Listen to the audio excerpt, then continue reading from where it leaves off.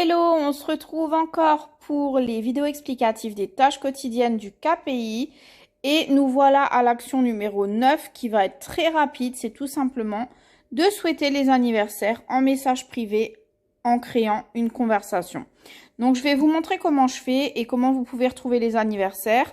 Alors déjà, vous pouvez chercher en haut anniversaire tout simplement ici en tapant anniversaire, mais normalement tous les matins, vous recevez une notification, dans vos notifications ici, la petite cloche.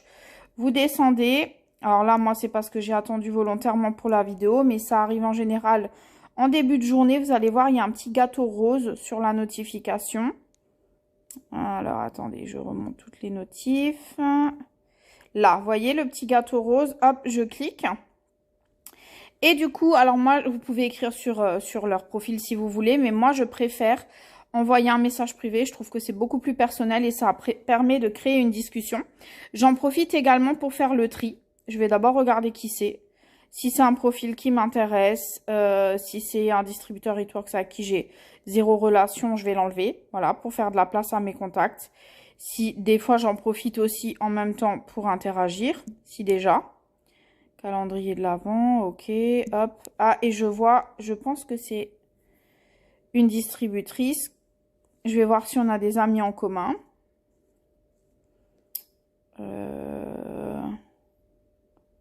J'ai pas l'impression. Bon, je vais lui souhaiter son anniversaire. Donc, je vais cliquer sur message. Je vais regarder si on a déjà discuté. Sinon, je vais cliquer ici. Et bien sûr, moi, j'ai mon raccourci de clavier avec mes messages tout prêts. Ce que je vous recommande fortement pour éviter d'avoir à chercher, à retaper. Hop. Et moi, j'en ai plusieurs parce que comme j'ai le décalage horaire, là, en l'occurrence, je vais utiliser celui de la fin de journée. Je vais rajouter le prénom. Hop. Je vais rajouter le prénom juste là pour personnaliser mon message. Voilà. Et vous avez vu, je termine avec une question. Donc, coucou Alison, je te souhaite un joyeux anniversaire. J'espère que on t'a bien gâté. Vous voyez, en plus, mon message, il est faux. Que tu as bien été gâté. Voilà. Hop. Je viens juste de refaire mes messages. Que tu as bien été gâté. Et que tu as profité de ta journée. Tu as fait quelque chose de spécial. Boum. Et j'en profite pour aller chercher un petit sticker ici. Avec mon émoticône personnalisé. Et je vais chercher celui des anniversaires. Boum. En général, j'en mets deux. Voilà. Et ensuite, je passe au suivant. Hop.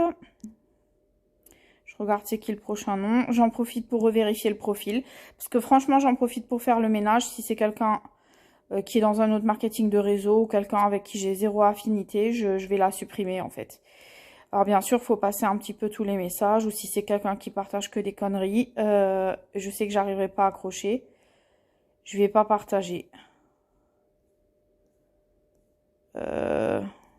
Bon.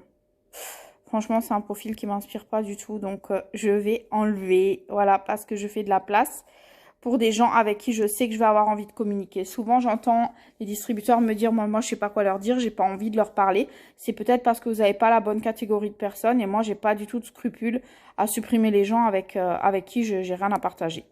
Ensuite,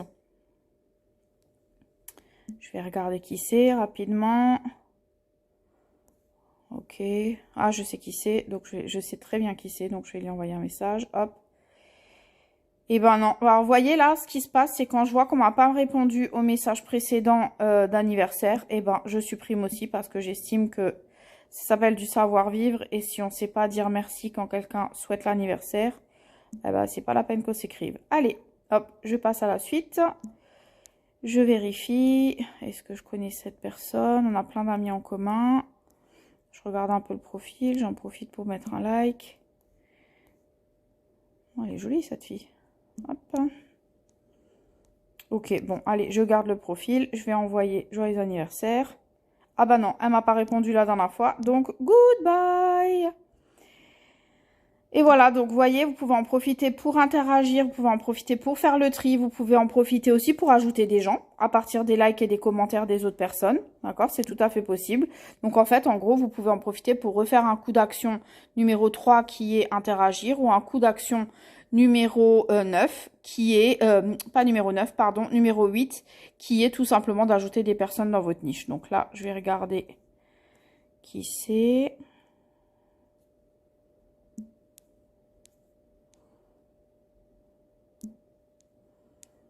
Ah oui, je sais très bien qui c'est. C'est une fille que j'ai blitzée il y a quelques années dans un magasin. Donc je vais la garder. Hop, je vais regarder nos messages. Ah bah voilà, elle me répond. Donc je vais aussi lui souhaiter son anniversaire. Hop.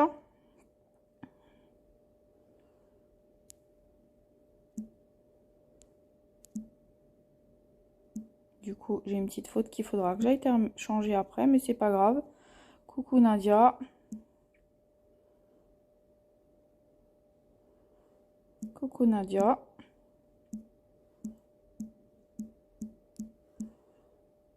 J'espère que tu...